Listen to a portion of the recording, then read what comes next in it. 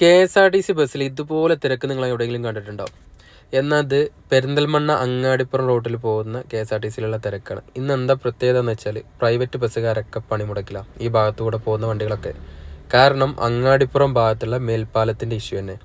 അവിടെ വീതി പോരാന്നും തിരക്ക് കൂടുതലാണ്. പിന്നെ റോഡിൻ്റെ അവസ്ഥയാണെങ്കിൽ മോശമാണ്. അതിനിടയ്ക്ക് ഓവർടേക്ക് ചെയ്ത് കയറി വന്ന ഞങ്ങളുടെ KSRTCയെ ഓപ്പോസിറ്റ് വന്ന ഒരു കാറുകാരൻ എന്തൊക്കെയോ പറയുന്നുണ്ടായിരുന്നു. പാവം KSRTC ഡ്രൈവർ.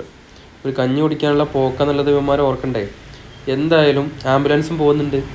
എല്ലാവർക്കും ഒരു ബുദ്ധിമുട്ടായതുകൊണ്ട് എന്തിനാണ് അങ്ങാടിപ്പുറം മേൽപ്പാലം നിർമ്മിച്ചെന്നുള്ളതാണ് എനിക്ക് മനസ്സിലാക്കാൻ പറ്റാത്തത്. വളരെ വീതി കുറവാണ്. ഞാനും പലപ്പോഴും ചിന്തിച്ചിട്ടുണ്ട്, ഇത്രയും വീതി കുറഞ്ഞൊരു പാലം ഉണ്ടാക്കാനാണെങ്കിൽ ഇതിനേക്കാളും നല്ലത് പാലമില്ലാത്ത അവസ്ഥ തന്നെയായിരുന്നു. ഇത് കണ്ടോ, കംപ്ലീറ്റ് ആയിട്ട് ബ്ലോക്കാണ്. അതിനിടയ്ക്ക് അവിടെ മേൽപ്പാലത്തിന് തൊട്ട് താഴെയായിട്ട് ഡാമേജും വന്നിട്ടുണ്ട്. റോഡ് ആകെ പൊട്ടി പൊളിഞ്ഞ് കിടക്കുക. എന്താല്ലേ, നമ്മളെ നാട്ടിൽ തന്നെ ഇങ്ങനത്തെ അവസ്ഥ ഉണ്ടാവുള്ളൂ.